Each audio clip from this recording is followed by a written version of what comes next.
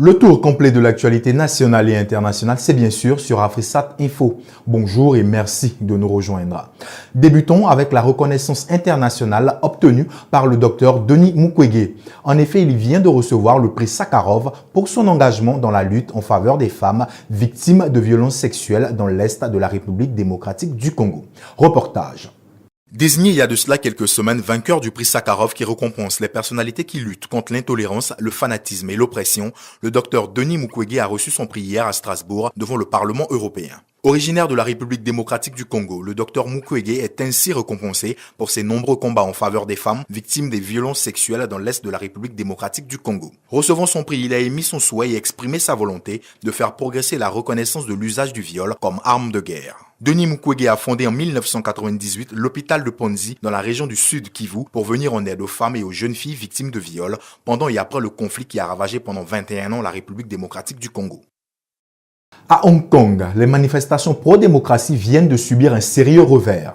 Les dirigeants de l'ancienne colonie britannique ont entamé une véritable entreprise de démolition des barricades des manifestants. Résultat de nombreuses altercations entre manifestants et forces de l'ordre. Le récit de Noélie Richard. Suite à une ordonnance de la justice, des huissiers aidés par la police ont entrepris depuis mardi une opération de déguerpissement en vue de l'évacuation de 3 sites occupés par les manifestants pro-démocratie à Hong Kong. Cette opération qui se heurte à l'opposition des manifestants a conduit à l'arrestation d'une centaine de protestataires, parmi lesquels Raphaël Wong, le leader emblématique du mouvement. Notons qu'il s'agit de la plus importante opération menée par les autorités pour disperser les manifestants qui réclament un véritable suffrage universel. Rappelons que les manifestants pro-démocratie occupent les rues de Hong Kong depuis le 26 septembre dernier. 26 morts et 50 blessés, c'est le bilan de cet incendie qui s'est produit dans une mine en Chine. Ce nouvel incident vient relancer le débat sur les conditions de sécurité en vigueur dans les mines chinoises. Rose Ali Beda. 26 morts et 50 blessés, c'est le bilan de l'incendie survenu dans une mine de la province de Liaoning en Chine hier mercredi.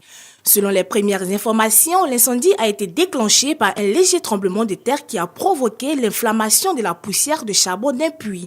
Notons que les mines chinoises sont les plus dangereuses du monde, bien que des mesures de sécurité prises ont permis de considérablement réduire le nombre de morts dans les accidents. Récemment, le gouvernement chinois a rapporté 1067 décès dans des accidents, soit une baisse de 23% par rapport à l'année précédente. Parlons économie à présent avec ce véritable plan Marshall de 315 milliards d'euros annoncé par Jean-Claude Juncker, président de la Commission européenne pour redynamiser l'économie de l'Union. Des précisions dans ce reportage de Rose Ali Beda. Le président de la Commission européenne, Jean-Claude Juncker, a dévoilé ce mercredi devant le Parlement européen un plan destiné à mobiliser plus de 315 milliards d'euros pour les investissements en Europe afin de relancer la croissance. Le pilotage du plan prévu sur 3 ans sera assuré par la Banque européenne d'investissement qui gérera un nouveau fonds européen pour les investissements stratégiques. Ce dernier soutiendra des projets plus risqués que ceux que la Banque européenne d'investissement finance habituellement. Cet argent est destiné à relancer la croissance et le marché de l'emploi en Europe. L'idée du plan est d'engager relativement peu d'argent public pour attirer de gros fonds privés. À ses débuts, le plan ne disposera que de 5 milliards d'euros en cash plus 16 milliards d'euros en garantie des États membres. Les investisseurs privés, encouragés par les garanties publiques destinées aux projets sûrs dans les domaines porteurs comme l'énergie ou l'éducation, devraient apporter des montants 15 fois plus élevés que la somme initiale. Le Nigeria vient de révéler la dévaluation de sa monnaie et le relèvement de son principal taux directeur. C'est l'annonce faite par la Banque centrale nigériane. Reportage.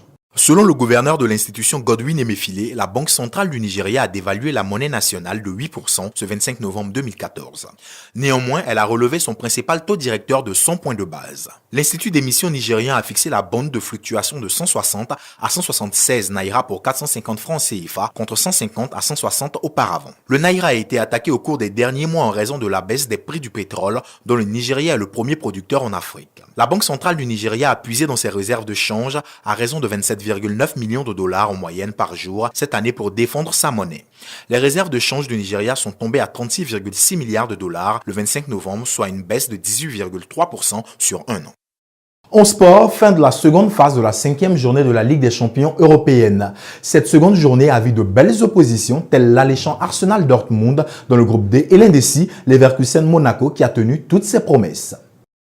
Dans le groupe A, l'Atlético Madrid reste toujours en tête du classement après avoir écrasé sur sa pelouse l'Olympiakos 4-0. Dans le même temps, la Juventus de Turin en déplacement à Malmö s'est imposée sur le score de 2-0. Au classement, la vieille dame se classe deuxième avec 9 points à 3 longueurs de l'Atlético Madrid. Les Grecs, quant à eux, occupent la troisième place avec 6 points. Dans le groupe B, il fallait une victoire aux Reds de Liverpool pour espérer une qualification. Malheureusement, Steven Gerrard et ses coéquipiers qui se déplaçaient sur la pelouse de Ludogorets ont fait un match nul avec les Bulgares, 2 buts partout. Le Real de Madrid a de son côté battu le FC Bâle 1-0 grâce au but de Cristiano Ronaldo. Au classement, les Merengues conservent la tête du tableau avec 15 points et sont suivis des Suisses qui comptent 6 points. Liverpool et Ludogorets ferment le tableau avec 4 points chacun. Le FC Monaco qui croisait le fer avec le Bayer Leverkusen, leader du groupe C, a pu s'offrir son ticket de qualification en battant les Allemands 1-0 sur leur pelouse.